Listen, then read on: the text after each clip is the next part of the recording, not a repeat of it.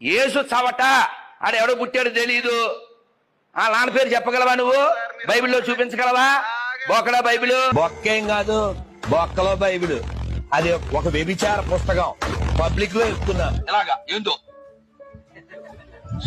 ఆ రెండు సెక్కలకి సున్ని ఎందుకు? ఇలాగా సున్ని ఎవరు వేసుకుంటారా? మగోళ్ళ ఆడోళ్ళ? బొక్కడా బైబిల్ పబ్లిక్ లో చెప్తా. యేసు ఎవడికి పుట్టాడో తెలుసా? యేసు చవట ఆడ ఎవడో పుట్టాడు తెలీదు. ఎవడైతే గోమాత జై గోమాత అని వరులుతున్నాడో వాడే కబ్జా పెట్టిండు. గోచర భూములు, అటవీ భూములు, ఈ భూములు, ఆ భూములు అని లేదు, బంజర భూములు, పోరంబోకు భూములు, ఏ భూములు లేకుండా అయిపోయినాయి ఇప్పుడు. ఎవడైతే జై శ్రీరామ్ అని వరులుతున్నాడో, ఎవడైతే గోమాత జై గోమాత అని వరులుతున్నాడో వాడే కబ్జా పెట్టిండు.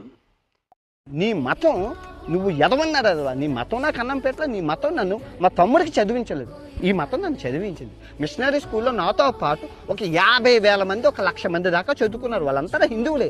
మిషనరీ స్కూల్ అంటే చదువు చెప్తారు. క్రైస్తవ మతం అంటే శాంతి శాంతి శాంతి శాంతి శాంతికి, పీస్కి ప్రతిరూపాలు.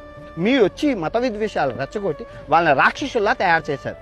నీ మతం నాకు అన్నం పెట్టలేదు, నీ మతం నువ్వు ఎదవన్నారు అదవా, నీ మతం నాకు అన్నం పెట్టరా, నీ మతం నన్ను మా తమ్ముడికి చదివించలేదు, ఈ మతం నన్ను చదివించింది. మిషనరీ స్కూల్లో నాతో పాటు ఒక 50,000 మంది, 1,00,000 మంది దాకా చదువుకున్నారు. వాళ్ళంతా హిందువులే. మిషనరీ స్కూల్ అంటే చదువు చెప్తారు.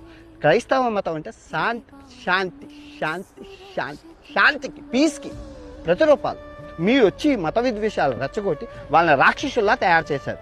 నీ మతం నాకు అన్నం పెట్టలేదు, నీ మతం నువ్వు ఎదవన్నారు అదవా, నీ మతం